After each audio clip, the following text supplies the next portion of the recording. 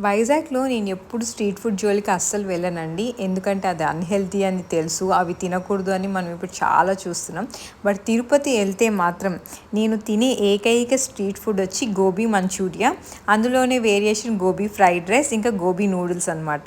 So ఈ 3 must and ష్యూర్‌గా try చేస్తాను. ఎందుకంటే తిరుపతిలో చేసినంత బాగా ఈ ప్రపంచంలోనే ఎక్కడ గోబీ గానీ, గోబీ నూడిల్స్ కానీ, గోబీ ఫ్రైడ్ రైస్ చేయరని నా స్ట్రాంగ్ ఫీలింగ్ అనమాట. నేను చాలా చోట్ల గోబీ మంచూరియా ట్రై చేశాను కానీ తిరుపతిలో ఆ గాంధీ రోడ్లో వాళ్ళు చేసే ఆ ఫీల్ కానీ ఆ టేస్ట్ కానీ నాకెక్కడా అనిపించలేదు.